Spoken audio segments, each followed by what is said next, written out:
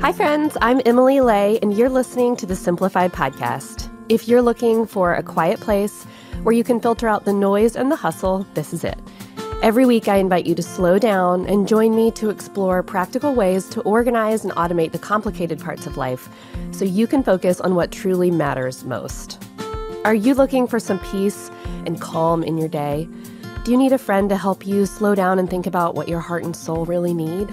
That's what I hope to give you in my brand new book called Sure as the Sunrise. I wrote 100 meditations to help you start your day with a bit more joy and delight, and to remember that no matter what the day brings, you don't have to face it alone. I can't wait to share this book with you when it hits shelves in a few weeks, so go ahead and pre-order your copy from your favorite book retailer today. All right, let's face it. Sometimes we're just over it. We're over having to get up early. We're over having to take our kids to school. We are over having deadline after deadline or standing on our feet and helping clients all day. We're over the same squabbles about money we keep having with our partner. We're over our kid playing with that stupid loud toy that the mother-in-law gave them for their birthday. We're over having to change the style of our jeans again. And we're over having to put dinner on the table every single night. It just happens, and sometimes you don't know why. Maybe someone cut you off in traffic and the day never seemed to get back on track. Maybe you woke up that way. Maybe you got home from work and took extra time to make a new recipe you saw on Instagram last week, and maybe it had a few more veggies than your people are used to. But you added a Chipotle lime cream sauce that you thought would score some brownie points because who doesn't love a sauce? It scored you 0 brownie points. No one finished it. No one said thank you either. It's enough to make you want to pack your bags and move to a beach in Bora Bora. You may have to live in a hut on the beach, but at least you probably won't have to cook for anybody.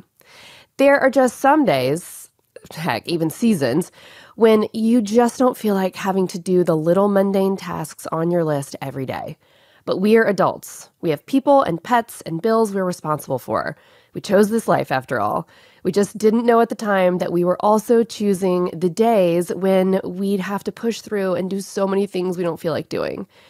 You know who gets this feeling more than anybody I know? Jen Hatmaker. You guys. I love Jen Hatmaker. I have followed her forever because I can't get enough of her writing, her podcast, her wit, and her profound wisdom on basically everything. She even uses a simplified planner, which just delights me to no end. If you're new to Jen, she is a New York Times bestselling author and a beloved podcaster over at her award-winning podcast called For the Love with Jen Hatmaker. She's got 5 kids, all in their teens and 20s, and she's a couple clicks ahead of me in the parenting game. She's one of the trusted people I turn to when I need advice on how to move forward. Jen has just written her very first cookbook called Feed These People, and y'all, it is hilarious. It is the most real cookbook I have ever read, and that is a fact. Not only does Jen have delicious recipes to feed just about any crowd, but her commentary and stories through the book made me sit down and read it like a novel, cover to cover. She keeps it real, so real, in fact, that Jen only included 1 dessert recipe, just 1, because she doesn't like dessert. Fine, Jen, we'll take it. Anyway, Jen and I talked about how to muster the energy and creativity to cook for your people when you just don't have much left in the tank. We talked her favorite recipes for a random Wednesday night, her favorite apps and kitchen tools, and so much more. I could have talked to her about food all day long. I'm so glad she's branching out into this space because this book is the one I did not know I needed from her. Okay, I'm going to stop gushing now. Here's my conversation about feeding your people with the beloved Jen Hatmaker. Hi, Jen. How are you? Super happy to see you. It's been a minute. Yay. It's been a minute. I'm so glad you're here. I have loved following all of your adventures, and I'm so excited about your new book that's coming out. I have so many questions to ask you and things to talk about, but can you just tell us where you are right now, what you're doing, what life looks like? Yeah, life's weird right now, Emily, because, I have 5 whole children. Yeah, it's a lot. And the 4th started his freshman year in college, so he moved out in August, and I was just down to 1. But that one, my junior, Remy, has decided to do her junior year in Spain as a foreign exchange student. So she is in Spain, outside of Madrid. And what that means, if you are good at math, is that no kids live here. I am in this house by myself. What is that life? I don't even know. I don't know. I don't know. And since Remy's only been gone for 3 weeks, and I've been out of town well over half that time. And it was just a weird travel season. So really, it was just like 2 days ago that I woke up and went, I am by my loan in this house. By my own self. By my own self. And the way that I know that is there's not a pile of shoes by the front door. This is my one plate. It's my one plate that I've already put in the dishwasher. It's weird. And I don't know if I'm supposed to say this, but I don't hate it. Really? Mm-hmm. I was expecting the opposite. Like I have fears about that. Like when that comes, what am I going to feel? And I asked my mom this the other day and she was like, you'll feel a lot of things, but mostly you'll love it. Yeah, she's not wrong. And you think that because your kids are still little. Yeah. Like mine are big and I've been parenting since I was 23. So I'm like, look, do I hate this like peaceful house where my music is playing? It's tidy. My house is so tidy. Anyway, my 4 big kids all live right here. Okay, that's in amazing. Austin. So it's not like no one is at my house, but it's really different. And you're not having to like cook for 900 people every night anymore, right? It's weird. Yeah. Did they come back? Did they come back like Mom Feed Me? Yeah. Yes. One of them was here yesterday and literally cleared out my freezer. I'm like, bye. Bye. Take some with you. And then he's in the pantry like, can I have this marinara? I'm like, oh my gosh. So, you do know where the grocery store is, right? That's awesome. I mean, I did it to my mom, so I get it. I did too. Well, I am loving your new cookbook so much. When I heard that you were coming out with a cookbook, I was like, this is the book I didn't know I needed from Jen Hatmaker. Like, I absolutely need this. I can't pick out a favorite recipe because they're all amazing. So what I want to know, because my family, my mom and dad and my little brother, they are phenomenal chefs. Like they can whip up things out of their brain. They can follow recipes really well. And I am like, can someone just tell me how to like boil the water? It's just, it missed me, right? So when did the cooking bug, when did it start for you? And how has that evolved and changed over time in different seasons? For sure. It hit me late. I didn't grow up cooking. I would say this if she was in the room and she would not be offended. My mom was like not a great cook. She was medium. Yeah. And cooking, it was just, we had a big family too, a big busy life. And by the time I was really locked into paying attention to what food was happening in my house, my mom went back to college when I'm the oldest of 4. When I was in high school and we were all like high school, middle, elementary. And so then we just went into like, just eat something. Just eat something. Or just, are you full? Then my work here is done. You're good. So we didn't really help mom cook. I didn't learn anything. So I entered young adulthood and young marriage absolutely clueless. That was me. Clueless about food. Clueless. I had no idea what garlic was. I didn't even know what that meant. And so I didn't really learn to cook. I self-taught and I learned to cook right around when I was turned 30. And only because I had 3 kids. They were all little. They were all just like babies all over the house. And they wanted to eat so much. They just every day. 3 times a day, but not even that, like 6 times a day. And I was like mad. I was mad all the time. Like I can't just walk around being mad at kindergartners. That just doesn't, you know what I mean? That just makes no sense. Hold on. So anyway, I just decided to learn how to cook. And so this was like the early 2000s. Yeah. And I started watching the Food Network, which was the only thing of its kind at the time. As now, one does. Of course, yeah, we have a billion food streaming shows and channels. But at the time, that was like Paula Deen and the Nearys and Rachel Ray and Emerald. Like those were those were my teachers. That was my culinary school. Yep. Yeah. I love that. Okay. What about when you have those moments with kids? Like I looked at Brian this morning, we're getting ready for our days, and he was like, hey, what are we thinking for dinner? And I don't know why, but I looked at him and I was like, why? Like, why do you ask me that every single day? Every single day you know what? That is rude. Rude. Like, you figure out what's for dinner. That's right. He was like, sorry. What are you thinking about for dinner, mister? Right. Exactly. Totally. So what do you do? So I'm in this season now where I have like, on Tuesdays in particular, I have one kid that's going to tackle football 4 days a week and is there for 2 hours. And then I have another kid that has dance and I have another kid that has flag football, because when you let 3 children each choose one sport, that's a lot of sports. It is. And of course, they're never at the same time. No, and they're not even remotely close to one another. Like one's on this side of town, anyway, it's just, I'm in the car for 3 hours, and the last thing I want to do as a person who does not really like cooking when I get home is cook food. So we go to Jersey Mike's a lot. But that's my, like, what do you do in the hard times? But what do you do if you actually want to feed your people something that doesn't come from a fast food restaurant? What do you do in those moments when you're just like, I don't have anything left in my tank? Okay, well, first of all the yeses and thumbs up to Jersey Mike. All of them. Every thumb that I have, all the yeses that I can muster. Like, whoever told us we have to cook something every day, that's just a lie. So if Tuesdays, if that's your Jersey Mike day, I mean, I do not even care. Like I did that all during my like kid years. Yeah. So I am not this person that's like always having to figure out how to do something homemade on our busiest day. Absolutely not, ma'am. I would say probably in the busiest of my raising kids years, I probably cooked something from scratch maybe 3 nights a week. Yeah. The rest of it was leftovers. Win for me. Oh my God, are you kidding me? Or you can pour yourself some cereal, or we're going to go to Chick-fil-A. Like, absolutely. And to me, I felt like I was winning the game. So let's let ourselves off the hook on that. However, let's just say, Tuesday's coming. You're going to be in the car for 3 hours. You're just not in the mood for some reason for Jersey Mike's, which I don't know why that would ever happen because it's delicious. But if you're not, the easiest thing you can do, if you can muster up your morning self to care about your nighttime self. Yes, I love this. Is literally drop a pork tenderloin that you just bought from the store. Yep. You did literally almost nothing to it into your crock pot or whatever.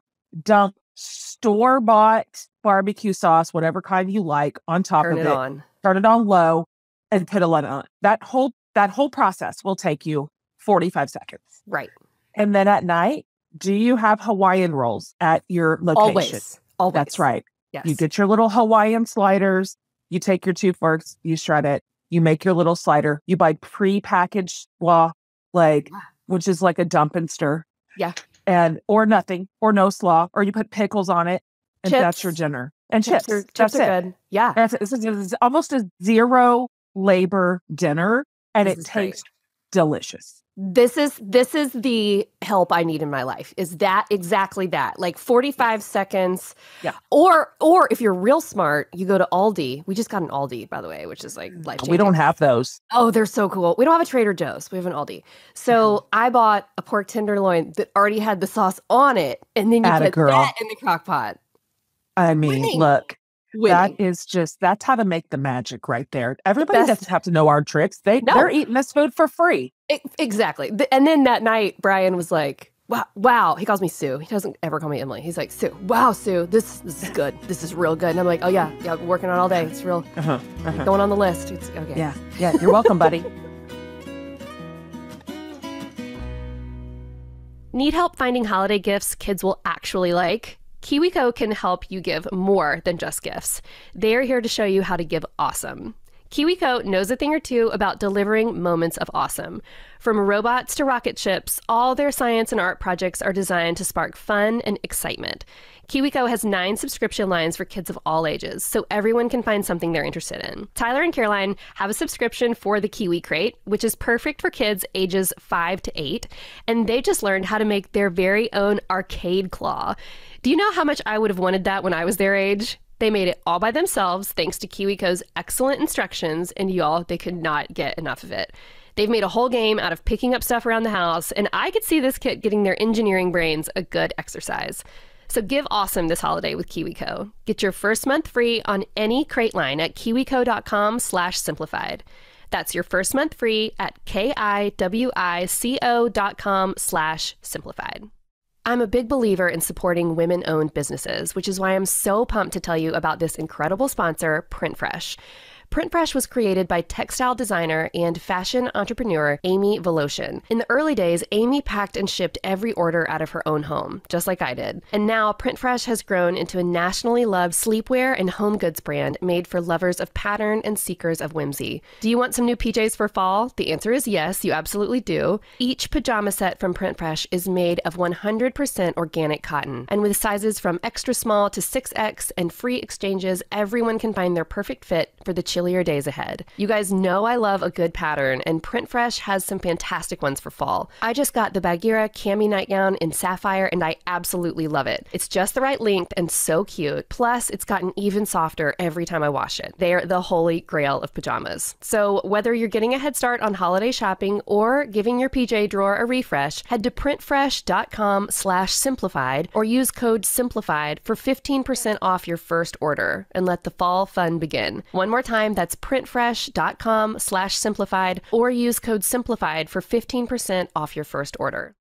And now a word from our sponsor, Gladskin. Guess what, y'all? October is National Eczema Awareness Month. According to the Asthma and Allergy Foundation of America, around 16 million adults in the U.S. have eczema. While it affects people in various ways, 51% of adults with eczema say it limits their lifestyle, and 43% say it affects their daily activities. But luckily, as you know, Gladskin is here to help. Gladskin with Micro Balance is steroid-free, works without harsh ingredients, and it's even gentle enough for babies. It's clinically proven to reduce eczema symptoms. In fact, 91% of users who tried Gladskin's eczema cream saw a significant improvement after just 7 days.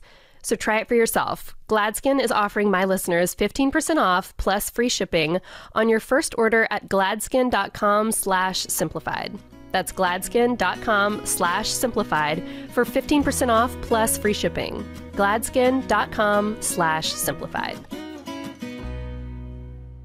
I have to back up a minute. What's your favorite recipe from the cookbook? Oh my gosh. That's like choose your favorite child, right? Mm-hmm. It is. The Italian like butter garlic subs are just... Oh, that sounds amazing. No, it's just too good. Like, it's just too good. It's sloppy and delicious and as every melty and oozy, and the bread is a little toasty, and it's just like there's no chance that somebody won't like it. Okay. It's a no fail. It's so good. It's not hard. That's amazing. And tell us about your decision to put one dessert in the cookbook. Look, I'm not a dessert person. I don't crave sweets. I don't bake. Yeah. I don't like I'm just not a person. I'm really who not dessert. Either, like at all. No. Yeah. Like give me something savory. Yeah. Give me nachos all day long over like all ice cream day or long. Something like that. I like salty and savory. Yeah. And so because it's not my preference, I'm like, well, it's my cookbook. And It's so what I want. If I did a dessert chapter, it would be a lie. But I have a singular dessert that I love with all my beating heart, and it's creme brulee. It's my favorite dessert.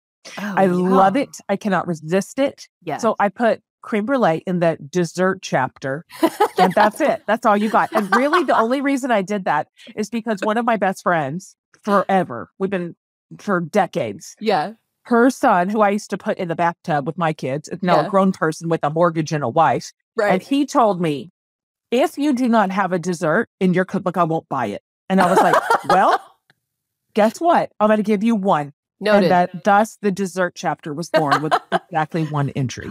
I love that. It also makes me think of Kendra from The Lazy Genius. She says, to decide once, like that is your dessert. That is what you will make if people are coming over. And it is what it is. What about, do you have like a go-to drink or like a go-to appetizer, like your decide once thing that you just always make if you're going to a party or you're having people over, that kind of thing? I know you've made these, and I make them a lot because they're no-fail. They make everybody really happy, which is like the bacon wrap date. And so you can do them real simple. You can literally just wrap a date with bacon and bake them and just go like the most rudimentary route, and everyone's still going to be thrilled. Yeah. I generally cut it in half, not all the way through, so it opens up like a little book. Yeah. And put a little smear of either goat cheese or blue cheese or cream cheese, whatever you like and have. And one like toast, like roasted almond right in there. Close it up, wrap it with like a third or a half a strip of bacon and bake them. They are salty, sweet, creamy, perfect, crunchy. Yum. And the best thing about those is I actually prefer them at room temperature. So if you're taking them to somebody's house or you want to make them in advance at your own house and not be in the weeds, you just want to have something done that does not require any attention, it's like the perfect appetizer. I usually serve them with just a little tiny thing of I'll do a little mix of like orange marmalade and a little bit of horseradish and a little bit of hot water and just stir it up. And it's delicious. Or balsamic reduction. Makes everything better. Good. That's so good. Okay. Talk to me about, so my oldest is 11, in like all in a span of 2 weeks, he started middle school, got a phone, got braces, started football. Big. Like it was a whole lot at one time. And we're starting to see like the appetite of a teenager come out. And I have like real fears of when all my kids are in those years. Like, how does your fridge survive a house full of teens and then all the people that come with them through the door? Oh gosh, it's the realest thing, because you are so right. It's not just the ones you have, it's the ones they have too. It's their little friends. And, I don't know if you know this, but like 12-year-olds are terrible at planning. So all of a sudden somebody just walks in the door. That's how it was always in my house forever. Like I would just call up and say like, who's here? Right. Who else is here? Who's eating here? And that's just how many plates got put out. Like kids just come. And I love that. I always wanted to be the home where kids wanted to come. But I got in the habit during those years of just making more than I think. I always make more than I think because worst case scenario, you have leftovers. We don't eat it all and we have leftovers. And I am a huge leftover queen. Are you? Okay. Oh my gosh, I live for leftovers. I will save 3 bites like I was a widow of the Great Depression. Like there's nothing I will not save and put in something. But I just end up making more than I need. Yeah. And I literally never regret that. I always have an idea of what to do with it if it's left over, but it's kind of fun. Yeah. And you also learn how to do like big, sort of less expensive, big sheet pan things, big pots of this. Big bowls of rice. I mean, there's just ways to do it that's not going to break the bank. But I also found out that I had to just grocery shop way more frequently than I ever expected. Yeah. So I can see that. In the olden days, it was like once every, 2 weeks for a big shot.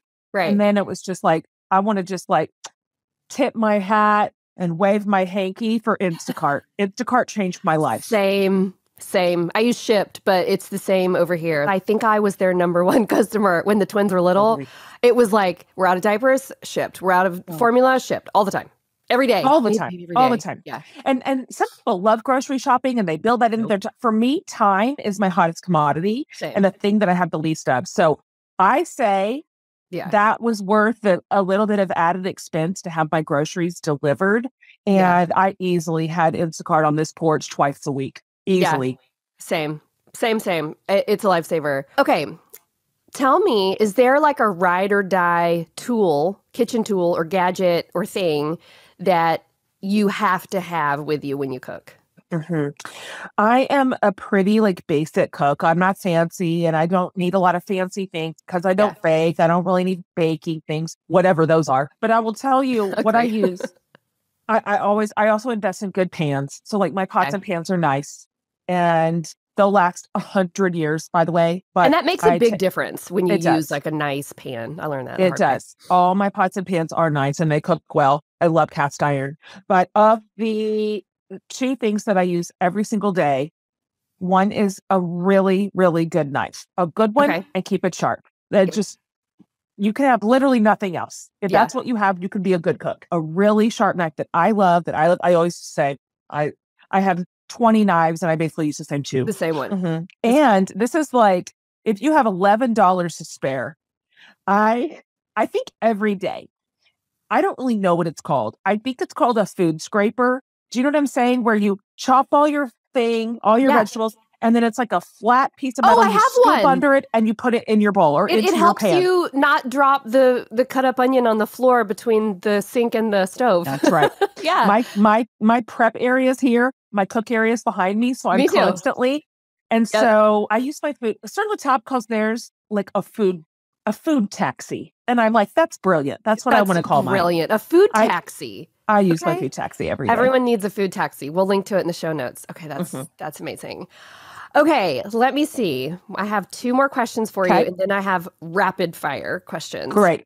So we're getting close to the holidays, and one of the things that I have the hardest time with is around the weeks of like Christmas and Thanksgiving, because I'm obviously like trying to do a lot. We host Thanksgiving here and we host Christmas Eve, and I don't want to be like fussy with what I'm serving for meals during those weeks. So What do you suggest? Like during those weeks when everything else is going on, but I still have to feed people, what are your tips? Yep. I love that you're thinking that way, because when some of the big days are labor intensive and a little heavier, we want the other days to be lighter and easier. I go into high rotation on sandwiches. Now, first of all, let me be fair. I love sandwiches. So this is not like a plan B for me. Sandwiches have always been a plan A for me, but I just put a teeny bit of additional thought into them, and we do a ton of them because they're so fast and easy. Like I'll get a huge loaf of French bread and just cut it in half and do this massive Italian sub. It's so easy. I get it all like from the deli. It's just layer, wrap, stick in the oven. And for some reason, my kids love that. I use jarred marinara and jarred pesto on the top and the bottom. So good. It's just, there's nothing to it. There's nothing to it at all, but it's so easy.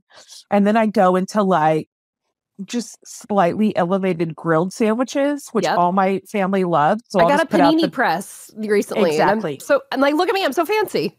It feels fancy and it feels special. Everybody likes a toasty, melty sandwich. Always. But what you really did is just put it between two pieces of iron and shut the lid. So it's not hard and it doesn't take hardly any more time. And so I go into hardcore sandwich mode. And then the second thing that I do, which I'm so famous for this that my kids would laugh if I said this, is what can I put inside some scrambled eggs? So eggs are so cheap. They feed a ton. In my opinion, anything can go in scrambled eggs. So I will look at my refrigerator and be like, what's left over? What's got a half a container of this? I've got 1/2 of a red pepper. What do I have? Literally, I'll put anything in it. And I'll saute all that stuff up. And then I'll pour my scrambled eggs over it and put cheese on top of it and put it in a tortilla. Like, call it a burrito. Eggs cook in 4 minutes? It's the fastest thing.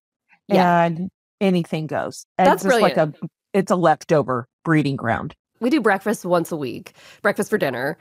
And my kids think it's like the most special day because they're having, canned cinnamon rolls at night. Oh, yeah. Oh, gosh. Also a good move.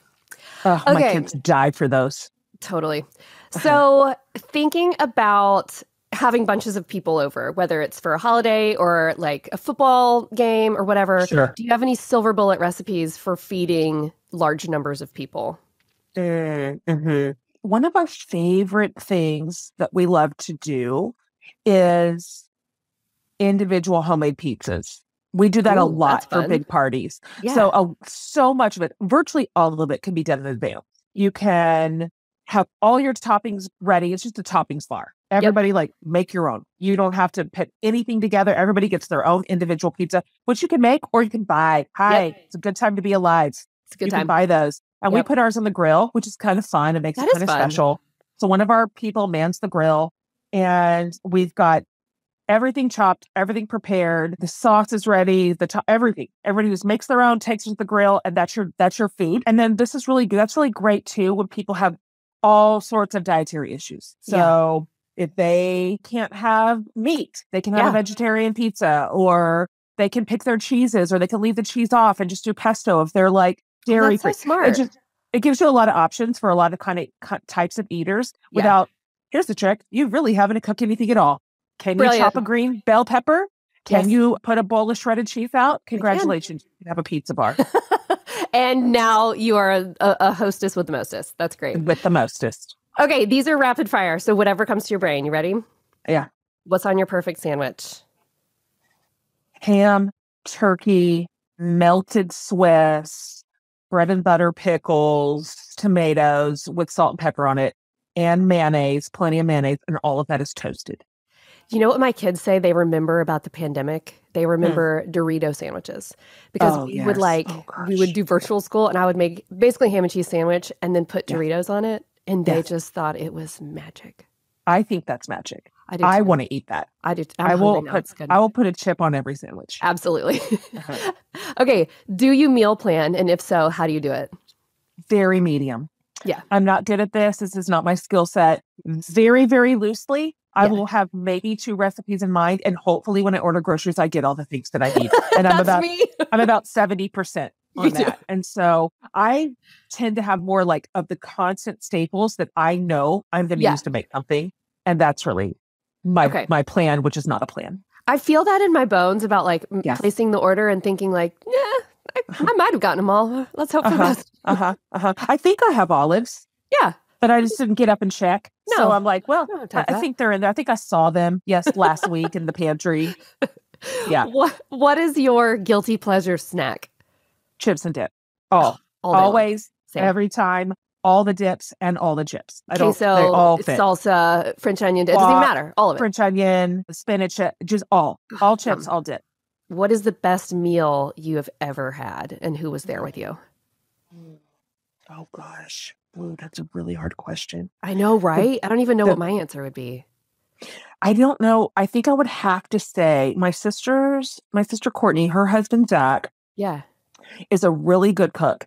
And he does a lasagna. It takes him like 2 or 3 days to make it. It's all like homemade noodles. He rolls it out, homemade sauce that he cooks all day long. It has, and I'm not joking, I'm not exaggerating when I tell you this, because he makes it in a monstrous pan, 8 pounds of cheese. That's not a lie. God. That's a real thing that I'm saying. You got to go to Sam's for that. It's offensive. Jeez. It's offensive lasagna. It is so good. It is so good that I dream about it. My mom says it's her like death row meal. That's amazing. My mom has a famous lasagna, but it does not have that much cheese in it. She cooks it in like it shouldn't. It shouldn't. It just shouldn't. Oh my gosh, that's amazing. Jen, thank you so much for spending time with me today. I'm so excited about your new cookbook. Can you just tell everyone where to find it, where to find you, Sure. all the things? Yes. I'm so happy to see you, Emily. Thanks for having me on. It's called Feed These People. It's funny. It's silly. It's weird.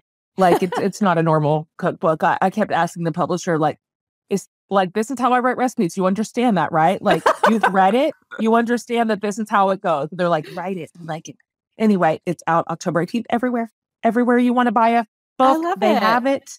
And it was just one of my favorite projects I've ever done. That's awesome. That's awesome. Jen, thank you so much for being here. Thank you. Okay. Well, that was fun. I learned so much and I'm tucking so many good tips in my pocket to move forward with. As we close out this episode today, I'd like to say a blessing for you as we leave this time together and get back to our days. I hope you remember the work you do day in and day out makes a difference. And I hope you remember that no matter how the work gets done, showing up is what really matters. Because no one will remember that you put food on paper plates. They'll just remember the time you took to feed them and love them well. As always, I'd like to leave a little tip to help you put what we've talked about today into practice. So here's your task for this week. Do you have a go-to pantry meal? Like something you can whip up for kids or company at a moment's notice without having to go buy anything new, just using what you've got in your pantry. Listen, sometimes when you just don't have much more in the tank, a good pantry meal may not be fancy or inspiring, but it'll get food on the table. All you need is one pantry meal in your back pocket, and to make sure you keep those ingredients stocked. Maybe it's baked spaghetti, and you always make sure you have noodles, sauce, and cheese on hand. Maybe it's taco soup or fried rice, or if you're like the Lay family, macaroni and peas. Whatever it is, decide what your pantry meal is going to be. If you have more than one, write them out on a piece of paper and tape them to the pantry wall. That way, when you don't have the energy to be creative, you know where you can turn for a quick and easy meal. And then, when you use up the ingredients for that dish, those ingredients go right onto the grocery list, because you know you're going to need those supplies for a rainy day pantry meal. And sister, you're going to thank yourself later, I promise.